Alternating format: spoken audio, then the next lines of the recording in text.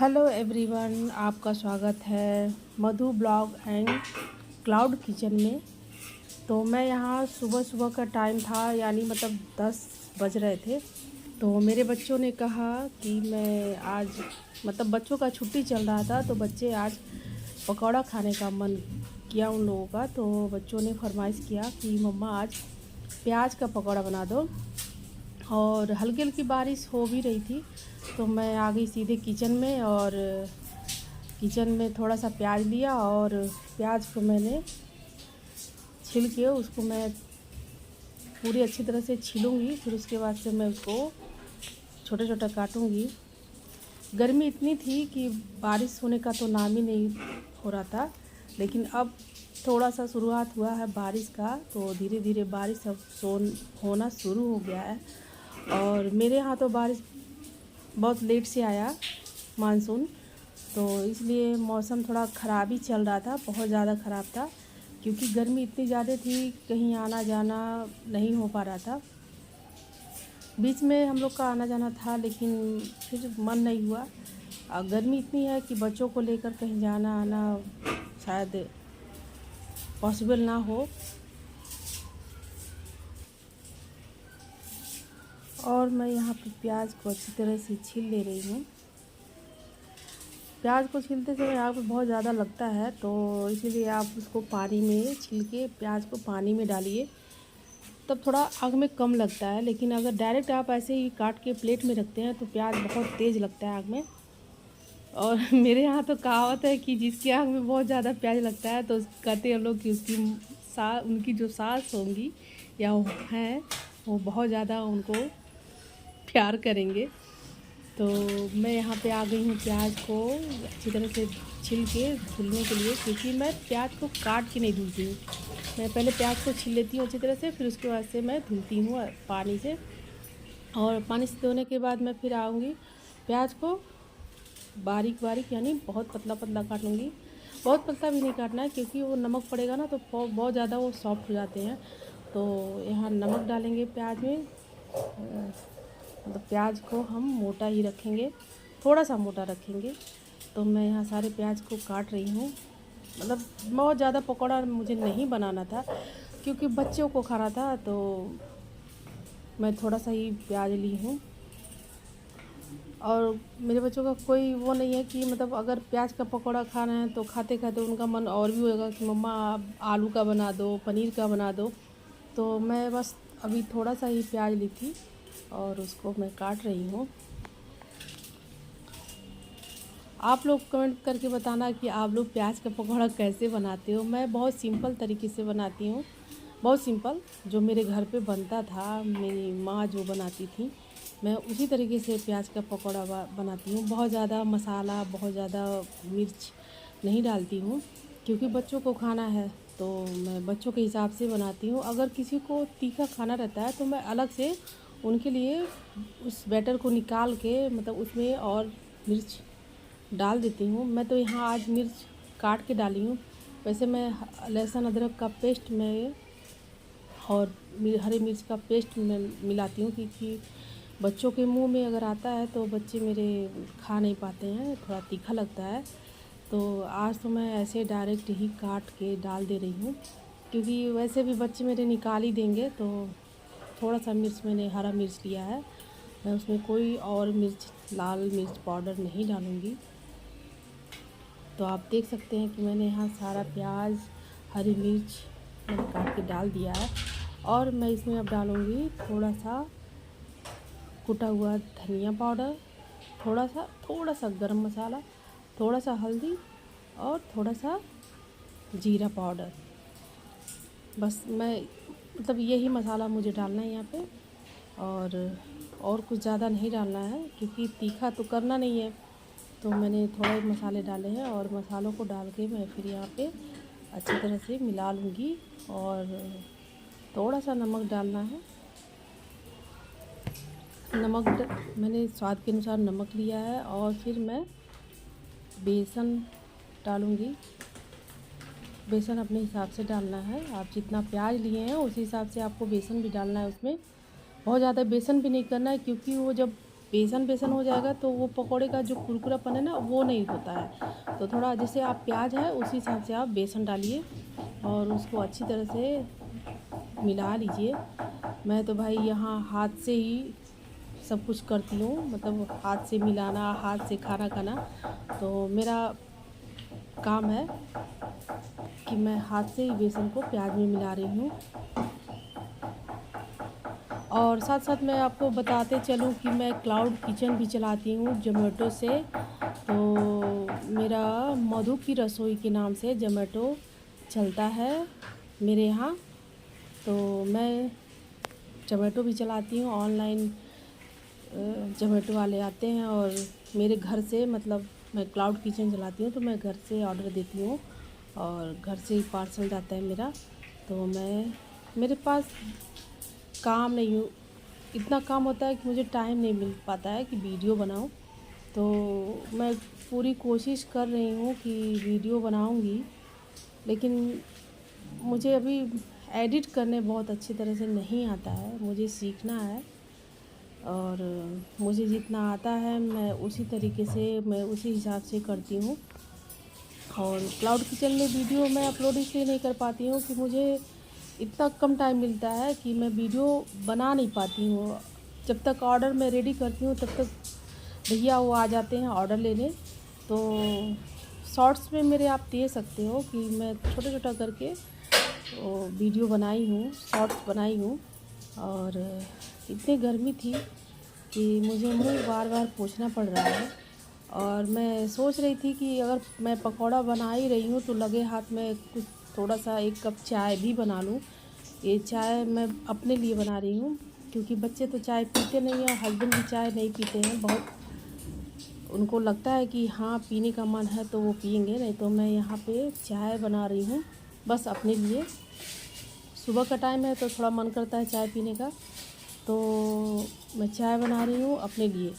और मेरा अंदाज़ इतना अच्छा है कि मैं चीनी चम्मच से नहीं डालती हूँ और चाय पत्ती भी कभी मैंने चम्मच से नहीं डालती हूँ। मेरा अंदाज़ इतना अच्छा है कि मैं जो डब्बा रहता है उस ढक्कन से ही मैं अपना हिसाब कर लेती हूँ। तो मैं यहाँ पे चीनी, चाय पत्ती और थोड़ा सा पानी रखा है चाय के लिए। और एक तरफ रखा है मैंने कढ़ाई में तेल जो गरम हो रहा है और उसको मैं फिर बच्चों को पकौड़ा बना के दूँगी। और चाय के लिए मैंने भी एक साइड रख दिया है चाय बनने के लिए।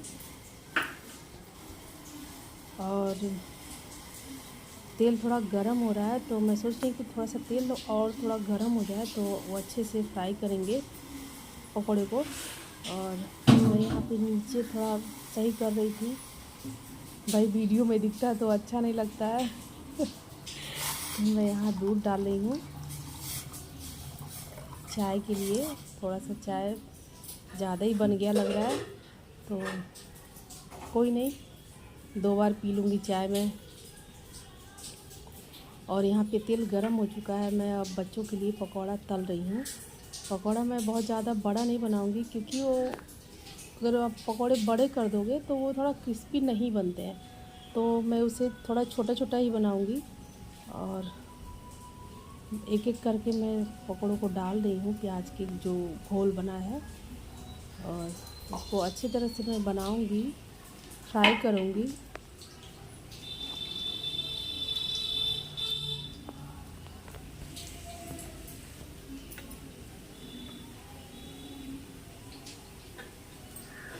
आप देख सकते हैं कि मैं यहाँ पे अदरक डाल रही हूँ चाय में। कद्दूकस करके डालिए या कूट के डालिए। मैं तो बहुत अब ऐसा हो गया कि कूटना बहुत ज़्यादा शोर हो जाता है, कट कट कट कट करने की आवाज़, तो मैं इसीलिए मैं अब तो मैं कद्दूकस करके ही डालती हूँ, घिस के ही डालती हूँ। और यहाँ प्याज एक तरफ के पकौड़े एक तरफ फ्राई हो चुके हैं और मैं इसको पलट के दूसरे साइड भी पकाऊंगी।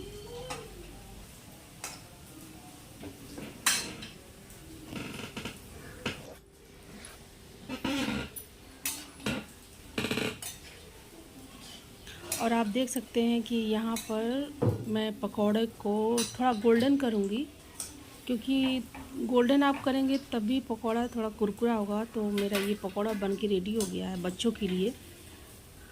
तो मैं इसको निकाल लूँगी और दूसरा बैच मैं इसमें डालूँगी। तब तक मैं बच्चों को दे के आ रही हूँ और बच्चे खाएंगे।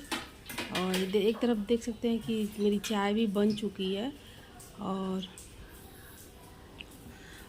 भाई साहब, जैसा हमने कहा था ना कि मेरे बच्चों का कोई ठिकाना नहीं है, तो मेरे बच्चों ने, मतलब बच्चों क्या, मेरा बेटा वो बोल दिया कि मम्मा मैं आलू का पकौड़ा खाऊंगा। तो यहाँ पे मैं आलू, बेटी के लिए प्याज का और बेटे के लिए आलू का पकौड़ा बना रही हूँ। तो मैं यहाँ पे आलू एक एक करके डाल रही हूँ। मैंने आलू को पहले से ही काट दिया था, मैंने वीडियो में नहीं उसको दिखाया। और बेसन का घोल भी बना लिया था, लेकिन आलू का जो पकौड़ा है वो बनाते हुए मैं दिखा रही हूँ। तो आप देख सकते हैं कि मैंने आलू का भी पकौड़ा बना ही लिया साथ में।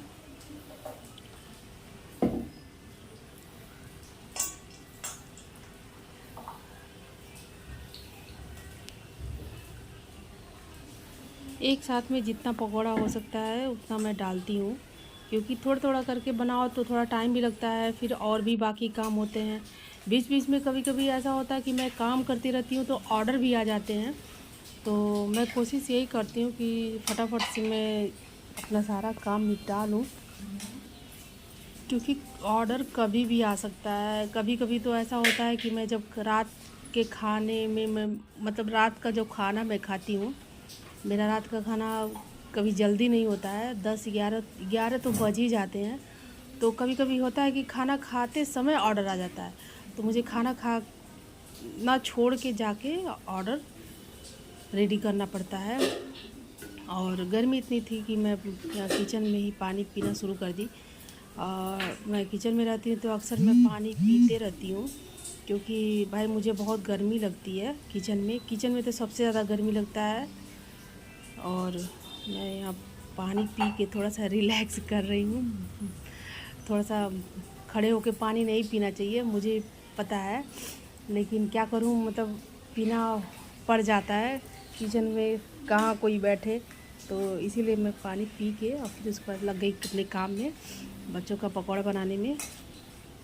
और फिर मैं यहाँ पे, अब मेरे बेटे का भी पकौड़ा रेडी हो गया है, तो मैं उसको भी निकाल ले रही हूँ। और निकालने के बाद मैं अब ले जाऊँगी बच्चों को रूम में, क्योंकि बच्चे मेरे रूम में ही हैं।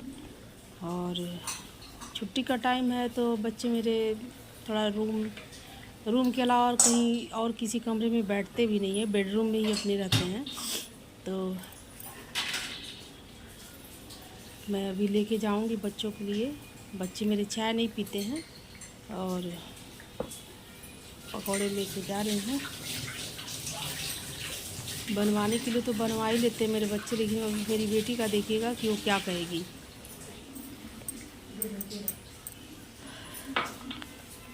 भाई साहब, मैं थक गई हूँ काम करते करते, क्योंकि सुबह का टाइम इतना ज़्यादा काम हो जाता है कि मैं थक जाती। देखिए मेरी बेटी आ गई बीच में और जोमेटो का टेप लेने।